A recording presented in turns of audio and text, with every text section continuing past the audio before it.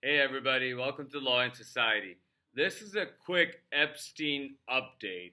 So, the House overwhelmingly passed the Epstein bill to the Epstein Transparency Act that would allow the Justice Department to release whatever information they have, the files that are related to Jeffrey Epstein and his dealings with various influential people who uh, are allegedly part of a child sex trafficking ring, and it passed nearly unanimously in the House. Speaker Johnson thought that it was going to be taken up by the Senate and they were going to add amendments to it and they were going to delay it somehow. But the Senate passed the House bill by unanimous consent without debate after Minority Leader Chuck Schumer put the resolution up for it to be a unanimous consent resolution. And so now the bill goes to Donald Trump, who said he was okay with releasing the Epstein files. So presumptively, he's going to sign this document today. And we're going to then direct Pam Bondi to release the files. Now, that's what theoretically should be happening. Mind you, Donald Trump does not need this directive from Congress to force the executive branch to release these files. Donald Trump is simply asking in this way for Congress to give its consent so that it has to follow a law which he signs, which is both unanimous, near unanimous in both houses of Congress, and therefore it is veto proof. If Donald Trump refuses to sign it and he vetoes it, then that sends sort of a message to the survivors as well as to the people that he would be protecting if he were to veto the bill. But that in that case, what happens is that the bill goes back to Congress, which would, first of all, which would be inconsistent with him saying he would release the Epstein files. But in this instance, you sort of war game and you think that he's going to tell them to release the files and Pam Bondi is going to release the files. Is it that easy and quick? Is it, and if so, is it because Donald Trump's name and references have already been redacted over the last 10 months since Donald Trump took office and since Pam Bondi started reviewing the Epstein files? And if that is the case, then we may see redactions where we may venture to guess who these people are, but not really figure out who these people are because their names and references are heavily redacted. Or Donald Trump goes back on his word and doesn't sign it and goes back to Congress, and Congress then is left with either repassing the bill or letting it die. If it repasses it, it has to pass it with the same amount of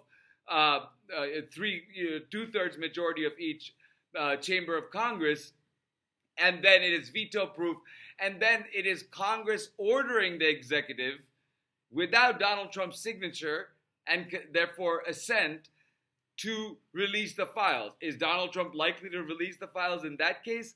Not really. If he first says yes, then says no, and he's going to say yes again, maybe that would be one way to delay the whole process.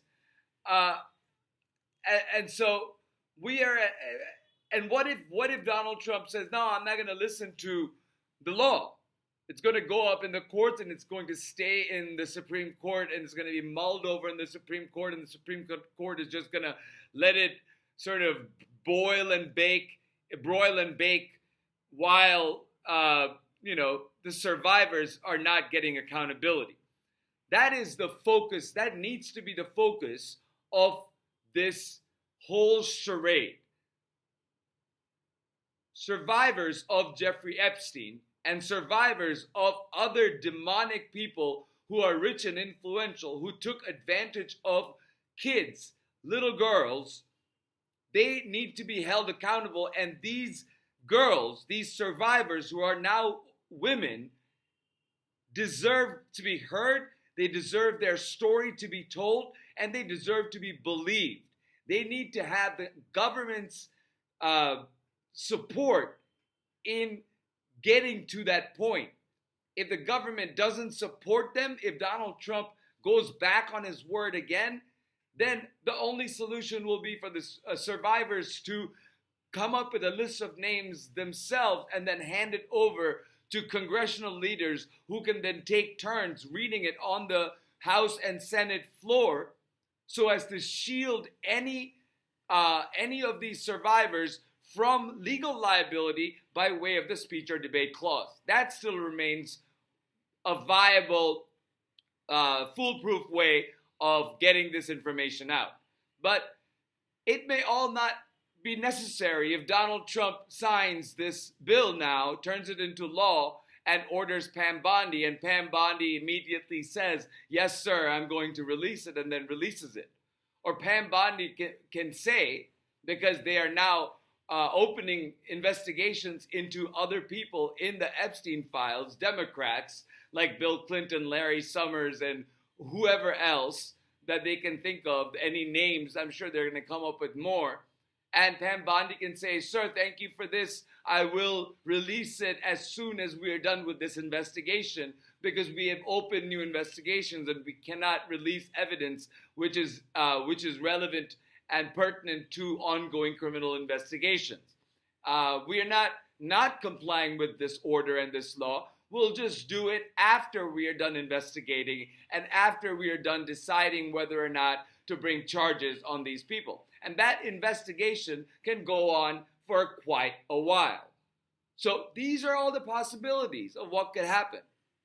And I just wanted to come out here and say that to you. And I also wanted to remind you to keep your focus on the survivors and the survivors' stories. And I have in the reference box put Virginia Giuffre's book, Nobody's Girls purchase page on Penguin on in the references section, so you can purchase her book and read the story of a survivor of Jeffrey Epstein and understand why it is necessary for these survivors who are alive and speaking out to get justice and get their time to be heard and believed.